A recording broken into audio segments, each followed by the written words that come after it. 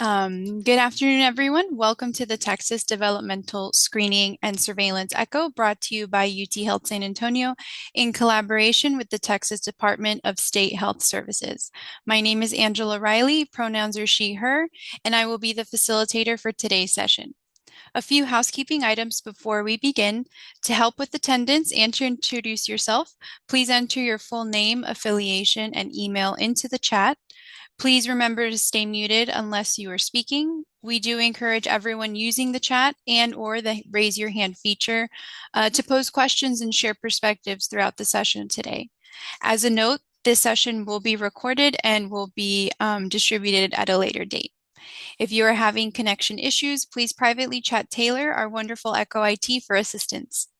And to ensure privacy, no personal health information is allowed at any point during the session, and this includes any names, addresses, birth dates, or any other identifiable information. Let us always make every effort to avoid bias and stigmatizing terms so that we can continue having the space that is respectful and safe to learn for all. So with that, we'll move on to some introductions. We will begin with Andrea Horton. Good afternoon. Thanks for coming today. My name is Andrea Horton. I'm the Executive Director at Champions for Children, and we are the lead agency for Help Me Grow East Texas. So glad that we can be here today. Thanks, Andrea. Dr. Mandel. Hi, I'm Dorothy Mandel. I am an associate professor at UT Health Houston and at the School of Public Health. And I do a lot of work in early childhood and especially around helping folks do better on developmental screening. Thank you, Dr. Mandel. We have Faith Rivera. Hello, everyone. Good afternoon. Faith Rivera, founder and principal consultant of Alice Avitas Consulting. Happy to be a part of the Hub team and really get to focus on bringing in family engaged developmental monitoring statewide and system development. Thank you, Faith. And our didactic and case presenter for today, Alex Milius, if you can introduce yourself, please. Hi, everybody. My name is Alex Milius. I am currently serving as interim CEO for first 3 years, having previously been the director of awareness. So I'm kind of a temporary role for the time being. But to this work, I bring many, many years of doing screening and other types of family engaged developmental monitoring in parents as teachers and Head Start programs. So I'm really excited to be here today. And we're happy to have you. Thank you for joining us, and thank you to everyone else for joining us today as well. So with that, we will go ahead and get started with our didactic presentation. I will give the mic back to you, Alex, and you may take it away. Awesome. Thank you so much. Really excited to be here today. Let me get my screen shared, and we will take it away. All right. Everybody sees developmental screening part 2, I hope. Fantastic. Thank you so much. So some disclosures. I did want to point out the fact that the ages and stages questionnaire that I'm going to be speaking about today is published by Brooks Publishing Company. I do not work for Brooks. I have been through their Train the Trainer series about specifically the ages and stages questionnaire, the 2 different tools that they have under that umbrella, the ASQ3 and the social emotional screener that accompanies it. So I am allowed to speak and to train on this topic for non-commercial introductory purposes. And an additional disclosure. So during our time together today, I want us to dive a little bit more in depth into developmental screening broadly, which I know has been the topic of this echo and what has kind of led the conversations to date. We're going to be looking specifically at the ages and stages questionnaire. There are other tools in the world that exist to help support programs and communities in achieving developmental screening goals. This is just one of them. It tends to be an easier, lighter lift for a lot of programs to use this tool, and we'll talk about that more. I hope to talk about some practical strategies as well that could actually be applied to multiple different types of tools. So not just the ASQ, but things to kind of consider when broadly thinking about screening opportunities. And then we are going to discuss a kind of a case study. It's a fictitious child that I made up, fictitious child, fictitious family, based again on many, many years of experience and things that'll probably feel familiar to most of us. So talking really broadly, I know for the most part in this room, we are the choir. So I am preaching to the choir on this for sure. Why does this matter? Why does developmental screening, family engaged developmental monitoring, why is it important?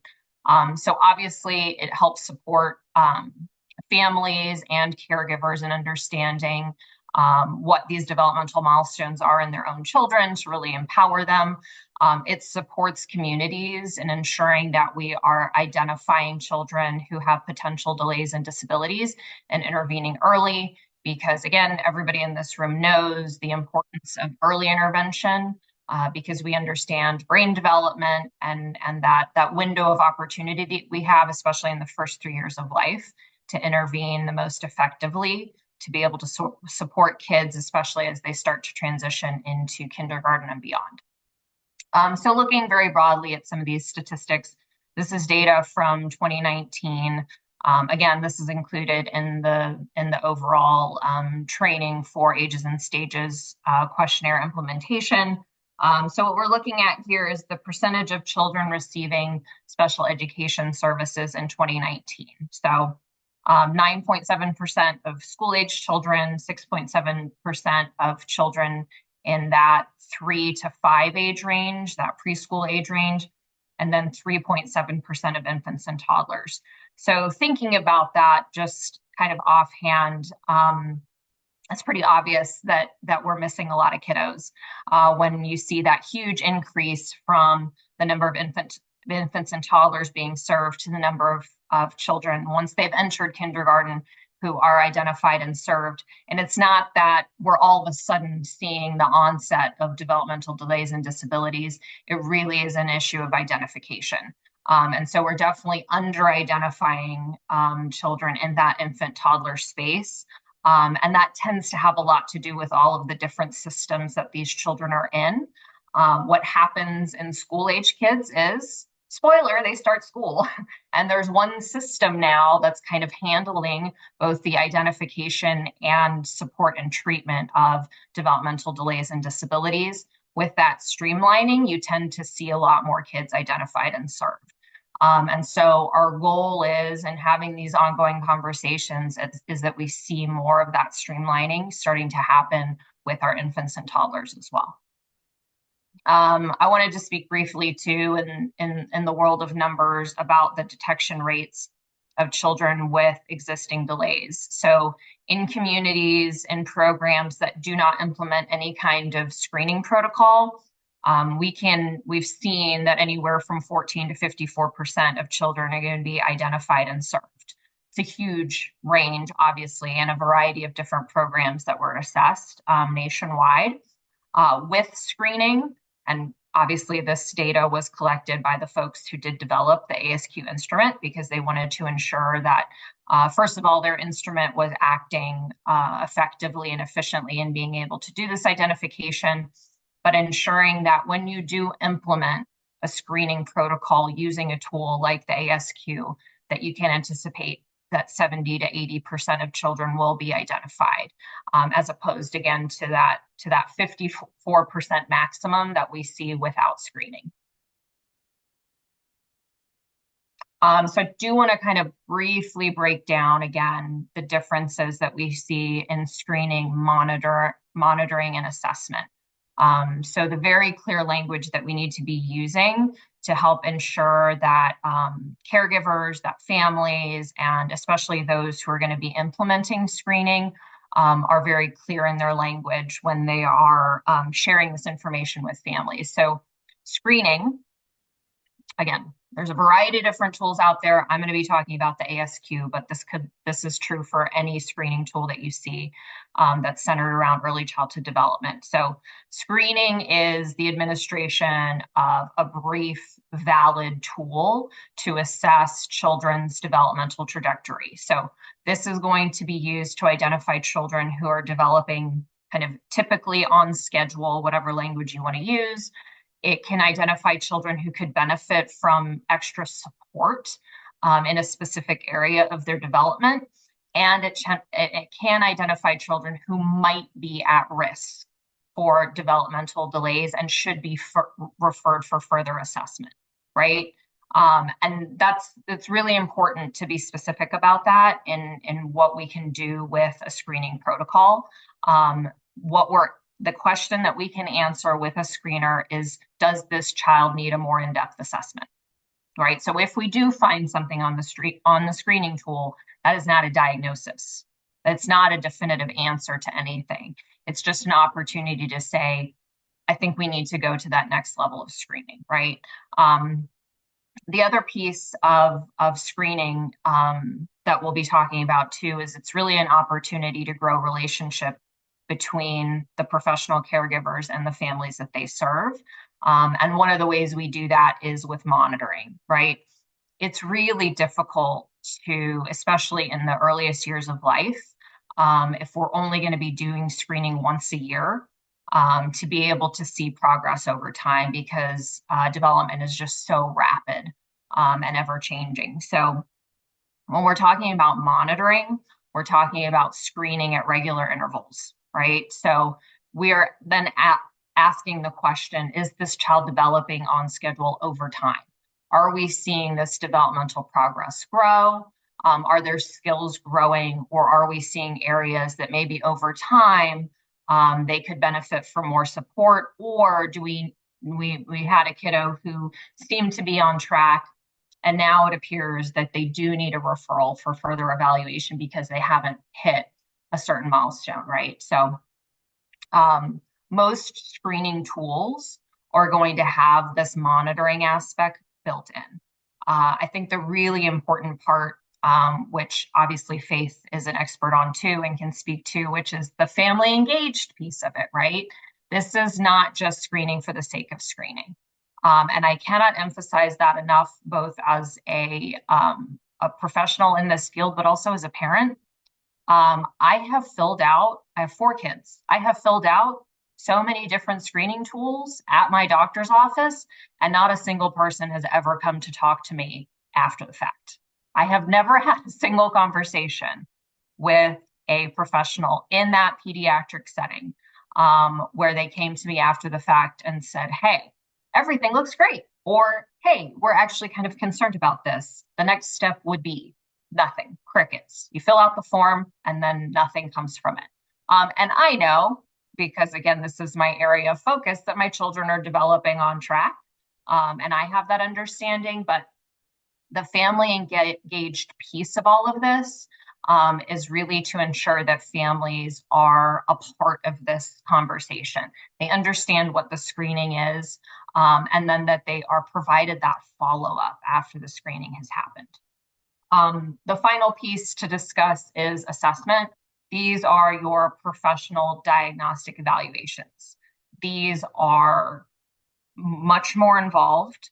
They are typically going to be happening in some kind of clinical setting. So where screening and family engaged developmental monitoring could be happening in a family's home, especially with a tool like the ASQ, these assessments are usually happening in an office setting, right?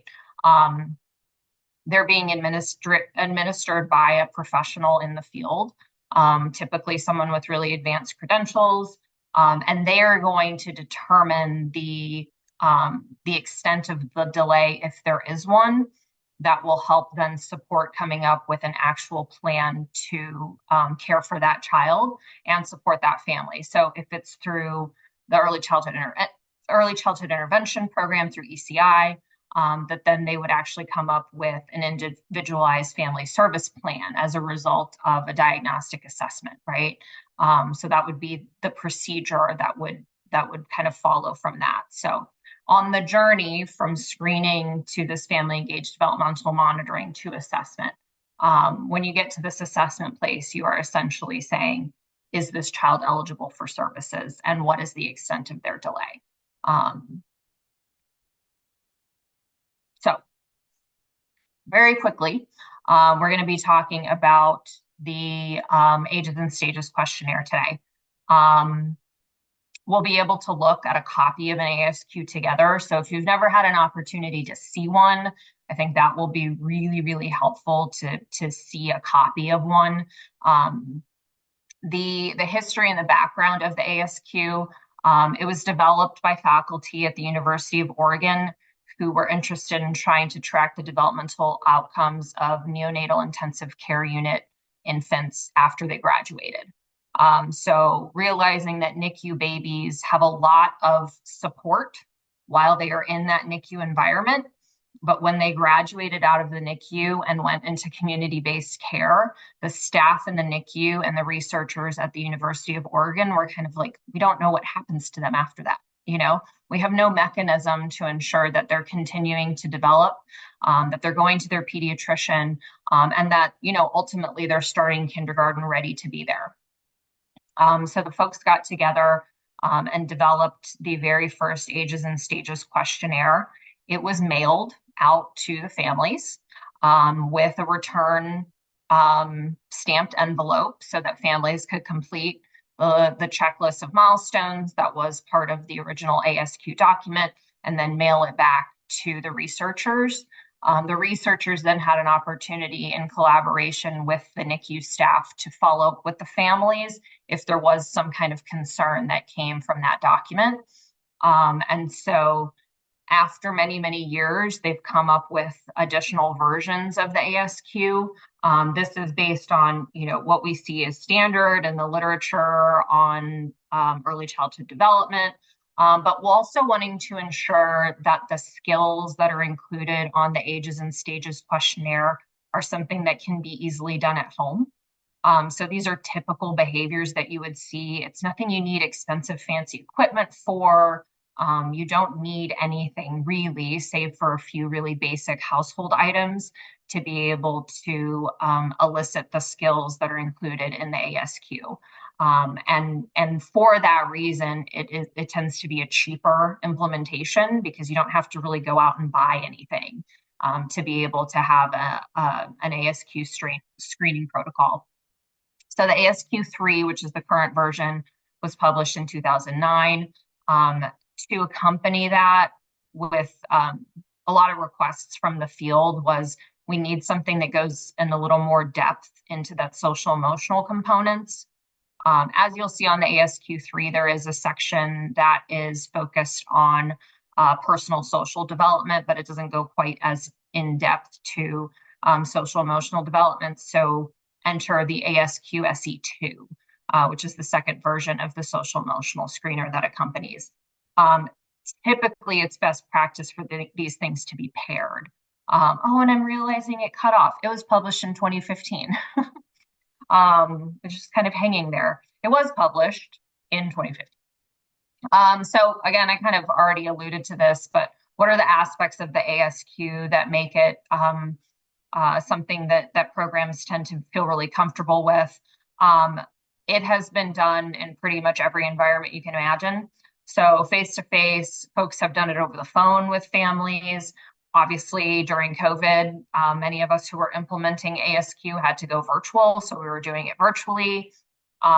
There is an ASQ Enterprise portal that creates an online version of the ASQ for families to complete. And obviously, as it was originally used, you can always mail it out to families as well. ASQ has been used in a variety of different settings. As I mentioned, I know I've completed several ASQs on my own children in that clinical space of the doctor's office. It's used across early learning programs and Head Start programs, and then in-home visiting programs as well. The cost effectiveness of the ASQ really comes from the fact that the parent is the one completing the screener.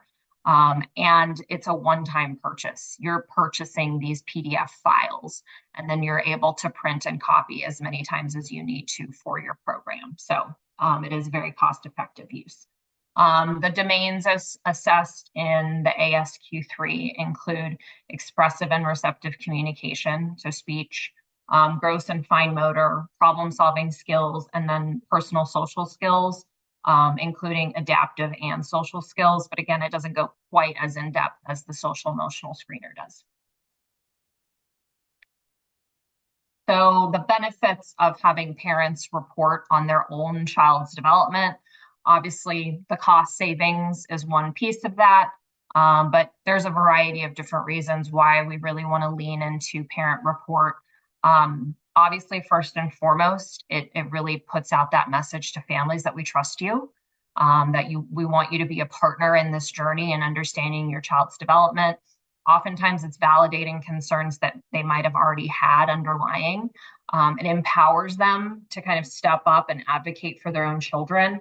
And it can really build a bridge of communication for all of these various reasons. So, things to keep in mind with screening in general. Most children are doing great and they're on track, right? So you'll implement a screening protocol.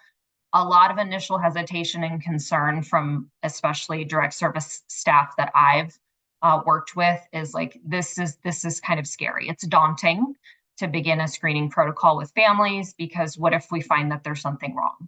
Then I'm going to have to deliver this bad news to the parents and they're going to be upset with me, right? That's a very natural human reaction to have. But what we find most often is that the majority of kids are doing great.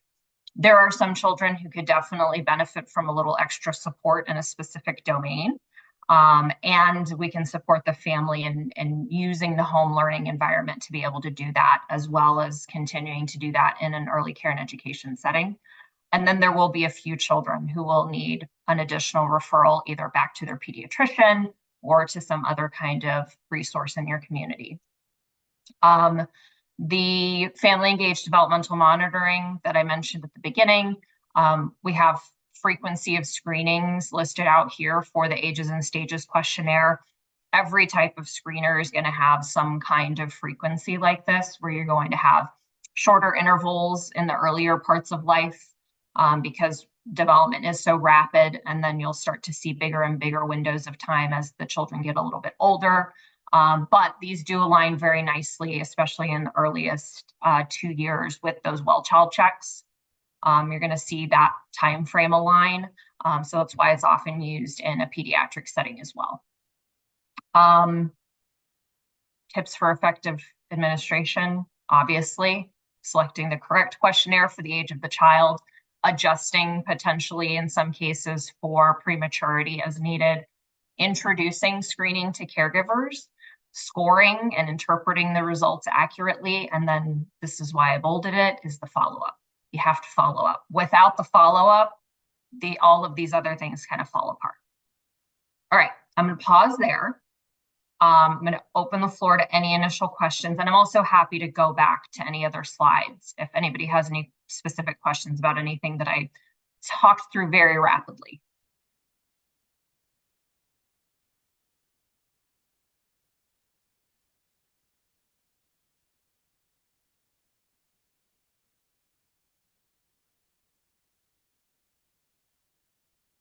Alex, I have one. If you could go back to, we do hear a lot about people being concerned about starting screening programs because what are you going to do?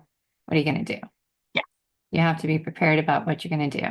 So Yep. can you talk a little bit more about internal support and those things that an organization can be prepared to do that doesn't necessarily require, what do you do when you have these kids who are in the gray and don't necessarily require early Yeah. childhood intervention?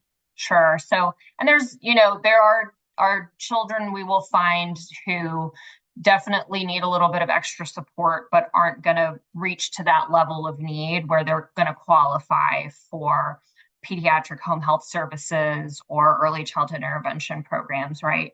And so typically what we're doing then is offering support to the families, the parents, the caregivers, in using their home environment to help build up that skill set. So depending on exactly what area we're talking about, what can we do when there are concerns with speech? How do we create a more language-rich environment in the home, and really offering some of those opportunities?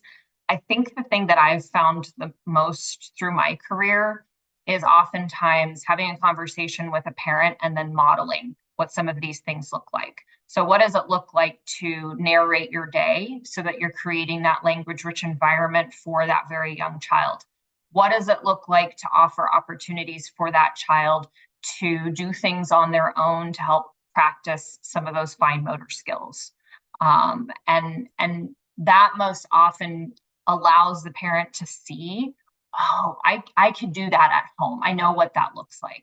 And so especially parent engagement opportunities, I think, are an ideal opportunity to do this, because you can have your professional staff there doing something. I mean, it can be centered around a holiday. So it's a fine motor activity that we're doing as part of a Christmas craft, right? And having staff there who are kind of modeling how we create an opportunity in this space to be able to make it language rich and focus on fine motor skills. I'm obviously talking about these two because those tend to be the most common areas of delay that we see, especially for kiddos who are in that kind of gray area where they're not going to qualify for speech. They're not going to qualify for occupational therapy, but they definitely need a little bit of extra support and opportunity when it comes to speech development and fine motor development. And oftentimes it's just that they haven't had that chance yet. The parents don't know how to do it. They didn't have that chance when they were a child. They haven't seen that modeled in their community. And so we have an opportunity there to kind of bring that to them and show them what it looks like. Yes, there is a tremendous amount of resources from Brooks Publishing that can help actualize these things. There are tip sheets for parents. There's support for caregivers, professional caregivers like those of us in this room, to be able to implement. There are follow-up letters that are already created for parents, follow-up letters that can be sent to pediatricians. Brooks has put together a tremendous amount of resources, so you don't have to reinvent these wheels at all. Thank you, Alex. Thank you for your presentation. Thank you, Dr. Mendel, for your question, and Faith for your comment. In the interest of time, we're going to go ahead and move on to announcements, some internal announcements for you all. However, please keep your questions and comments coming in the chat. And Alex, I will focus your attention on that in case something comes through directed to you. So Taylor, whenever you can, please pull up the announcements. Thank you so much. So please don't forget to claim credit using your TechPeds account and scanning the QR code that is on the screen, or you may also use the link in the chat that will be shared shortly. Next slide, please. Are you interested in presenting a case at one of our echoes? Cases can describe a challenge that you're presently facing with a child in your care. They could be around screening, intervention, or referrals, anything related to developmental screening. And as a case presenter, you do not have to prepare a formal presentation, as we will provide you a simple case form to fill out and then share with us in a session. So to submit a case, please use the link that is in the chat. Next slide, please. Join us at our next Texas Dishes Echo on Friday, February 14th. We hope to see you then. And the last slide, please. So after the case presentation that Alex will go over here shortly, we will move into our breakout rooms for the case discussion. After about 10 to 15 minutes, we will move you all back to the main session, and a representative from each of the breakout rooms will share a summary of what was discussed throughout the breakout sessions. So please remember to assign a group representative and be on the lookout for a message from Taylor once the breakout rooms will close. So with that, before we do move on to our case presentation for today, I'd like to remind everyone that no protected health information is allowed in either the chat or the discussion. And let's continue making the space inclusive and open to respectful dialogue. So Alex, once you're ready, you may walk us through that case, please. Thank you. Absolutely. So this is our case study scenario for our ASQ. What I'm going to do briefly up on the screen now, you can see a little bit of profile about a completely made up child. It's an amalgam of lots and lots of children that I've worked with over the years. So his name is Christopher Cross. 2 years old, it loves exploring his environment, enjoys active outdoor play, but is facing some frustration expressing his needs and feelings with caregivers and peers. He struggles with some activities, using utensils, stacking blocks, and coloring with crayons, which leads to, frustration and disengagement. His parents have recently expressed to his classroom staff that after attending a family birthday party, they were worried about Christopher's speech development because it was a cousin who was the same age as Christopher, who spoke much more clearly and had a lot more words available. And so they kind of expressed this concern to staff. So I'm going to stop sharing slide deck, and I'm going to pull up this ASQ that Christopher's parents filled out. So after having this conversation with the staff, we completed this ASQ. Let me zoom in a little bit so you can see it better. So we selected the ASQ for a 24-month-old because of Christopher's birthday. One of the fun tools that the Brooks Publishing Company has put together is an age calculator. So if you're like me and you struggle with math, it's a great opportunity to use a tool to help you figure out exactly which ASQ you need to be using for the age of the child based on their birth date and based on the date of administration of the tool, right? So that's the information that you see here. We have a birth date of 1/23/23. We are completing the ASQ on the 7th of this month. So just a couple of days ago. And so that is how we came up with this particular screening tool. We also have an opportunity here, if need be, to adjust for prematurity. So when we are working with families who have kiddos under the age of 2 who were born prematurely, there is an opportunity to adjust based on how many weeks premature that child was. And that's all included in that calculator, which is on the Brooks Publishing website. All kinds of demographic information that we can collect here on the person filling out this form, in this case, the child's mother. And then we get into the heart of the actual screening tool itself. There are lots of hints and tips built into this document, which makes it incredibly user-friendly. So important things to remember.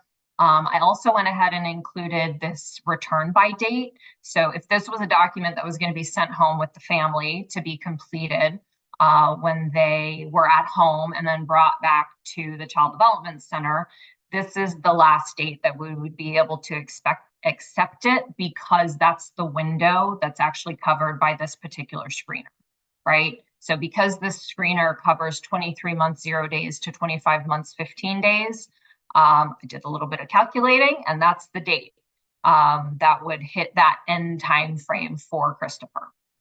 But in this case, because the parents were concerned, they filled it out that same day and brought it back the next day. So then you can see the options for each of these questions: yes, sometimes, and not yet. Fairly simple to understand. Everything on the screening tool is written in about a 4th grade to 6th grade reading level. So it is very, very clear. I have sat with families in my own experience and read the questions and had a more kind of conversational opportunity with the families, but there's also space to be able to send this away with the family and then receive it back. The way this tool is structured is in each section. So this is the communication section you're looking at. The questions start with activities and developmental milestones that are younger than the child and then grow in age. So these activities are getting increasingly more difficult, and what we would be able to see by the time we get to questions 5 and 6, those are the expectations for a 24-month-old child. So everything before that is for a younger child. So we should typically see that maybe questions 1 and 2 are a yes, Maybe questions 3 and 4 are a sometimes, and maybe 5 and 6 are a not yet. That would be something you would see typically for a child that is maybe struggling a little bit in an area, and we'll talk more about what that looks like when we get to the scoring. Scoring is also very simple, again, for folks like me that struggle with math. 10 points for yes, 5 points for sometimes, 0 points for not yet. And so that makes the mental math of it all pretty simple. Even I can do it. So for each section, you're going to have a total number once you've completed the scoring for that section. So for communication, we had a 20. And then we walk through each of the different areas: communication, gross motor, fine motor, and problem solving. So problem solving looks a little bit different for our kiddo. He was a not yet on item number 1, but then a yes on items 2 and 3, which are presumably a little bit more challenging, a sometimes, and then a yes. So that's an interesting set of answers for sure. We also have this really nice overall section that's included on the Ages and Stages questionnaire. This is unique. There are a lot of screeners that take you through kind of a checklist style, but the ASQ is unique in having these open-ended questions for the parents to complete. So now questions differ slightly from screener to screener on this 24-month-old questionnaire, asking questions about whether your child hears well, whether you perceive their speech to be typical for their age. And obviously, this was kind of the presenting concern for this family. So mom specifically mentioned that other people cannot understand her child like she can. She can, in fact, understand what he says. But this is a really great opportunity to be able to get a little bit more in depth into information that wouldn't be picked up in the yes and sometimes a not yet portion of the screener. Also an opportunity to kind of see, have there been any medical issues in recent history? And we did learn from this particular family that they've had frequent ear infections.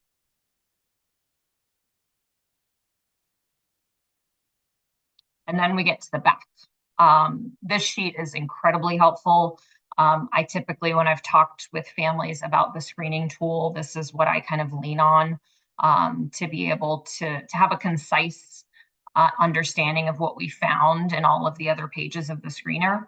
So I've transposed the final score for each section onto this chart that you see. And so when we're looking at these scores and in kind of the language that we use, the darkest shaded region for each of these different areas of development are going to be those kiddos who are going to need a referral for additional support. That gray area is going to be those kiddos who could benefit from additional support in that domain, but probably won't be eligible for additional services and that with sufficient support from child development staff, from the family, that they'll be able to kind of meet those milestones. And then the unshaded region would be the areas where they are typically developing. We also use this space to transfer the responses from the overall questions. Ultimately, this, in the families that I've worked with in the past, I would give them a copy of just this back page to take with them to a doctor's appointment or to follow up with another service provider so that all of this information is in one place instead of being this big bulky packet of information. And so for that reason, you would go ahead and ensure that the answers that the parent provided on the front are indicated here. I specifically just transferred the ones that were the things that we need to pay attention to. Those require some follow-up. The developers of the ASQ, their kind of perspective on this is if it's a concern for the parent, then it's a concern for us. And so if a parent expresses a concern in a specific area, even if it's not showing up in the darkest shaded region, then it's something that we need to refer for further evaluation, specifically encouraging them to go back to their pediatrician and have that conversation about this area of concern. You can see the score interpretation and recommendations are listed here in item 3, and then specifically for this kiddo, some of the follow-up actions that we would recommend based on the data that we found. And we'll talk through this more in your breakout groups.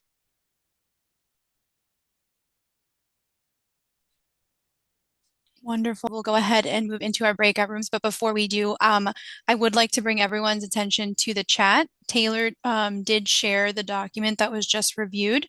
We invite you to use that link, access the document as it'll be reviewed in the breakout sessions. So with that, we'll go ahead and move on over. So Taylor, when you have a moment, if you could please open those breakout rooms, and we'll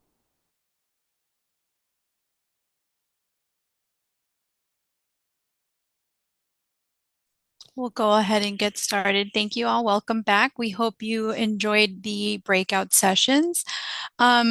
Let's just go ahead and get started with our summary. So if I could have a representative from Faith's group, please give us a brief 1-minute summary. Yes, so lots of great conversation. Really, the focus of our group was looking holistically at the development, not just the concerns, and asking a lot of questions with the family to understand how they're coming to you when they're filling this out, and making sure that the other providers that support this child are a part of the conversation too, whether it's the pediatrician, maybe they're involved in a home visiting program, so that you can really get that holistic view, and making sure to utilize the resources that are there through the Brooks activity sheets, not just a one-time screening, but more the holistic view of discussing child development with the families. Thank you. Andrea, your group, I don't know if it was you or someone from your group as a representative. Yeah, we didn't really talk about that, so I'll go ahead and speak. But yeah, our group really just kind of talked about how to engage families, especially if they're hesitant to admit or agree with you that there might be some challenges. And also within that same line of thought, how do you do both that and consider them the expert on their child? And so working through both sides of that and listening to them and hearing what they have to say and giving credence, I guess, to what they have to say. But and just the way that also we talked a little bit about being ready with those referrals and knowing what we were going to do once we saw some delays in order to provide that hope for those families that things aren't just devastating. Good stuff. Thank you, Andrea. And Dr. Mendel, if you could give our group summary, and then you can go straight into the overall summary of today's session, please. Thank you. Sure. We also talked about what do you do when your childcare workers are seeing one thing and the parents are seeing the other thing, because it can go the other way too, where the parents are like, oh, my kid is delayed, and your childcare center is like, kid's doing fine. Not just the other way around, which is what we really fear of childcare centers going, oh my gosh, this kid needs help. This kid needs help. And parents are like, no, he doesn't. No, he doesn't. No, he doesn't. Or she. And part of that, and I loved this, was discussing about how to build a culture of assessment within the childcare center. Because part of that conversations and having those conversations about the referral out, what to do, how to change things in the child care center to support a child, or things parents can do at home to support the child, really centers around whether or not there's a full culture within the child care center and with the families about the culture of assessment and the culture of helping when it comes to child development. And I completely loved that. Something I'm going to hold on to quite a bit. So that, I mean, that just leads to a lot of conversations. One of the other things that we brought up too is that, yes, you can have that referral at the ready. It doesn't mean the child's receiving services tomorrow.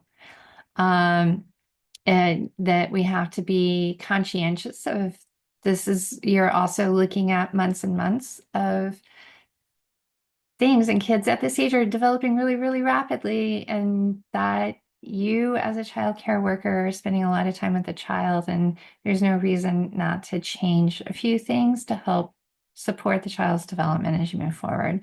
Enrich those environments, and while the child is waiting for more intense intervention. Because you're going to set them up for success better once they get into their intense intervention, if they qualify for intervention. So that is kind of like the summary of our group. For today, though, this has been a fantastic conversation centered around ASQ and setting up ASQ screening within your childcare center. And one thing that I hope everybody takes out of from this is something that Alex, you can put this on your things from now on. It should be conversations, not screening. We're doing conversations with families, not screenings with families. And this is conversations around development. So even when everything is okay, that doesn't excuse you from still being able to go back and talk to the parent about how their child is doing. Having those happy conversations can help you with the hard conversations too. So making that clear, that the conversation and the ability to build a relationship, using this as a chance to build a relationship with the families, are so incredibly important and necessary for being able to move forward with a great screening program within your child care center, which I think segues nicely into what our group talked about, with building a culture of assessment and a culture of child development within the child care center.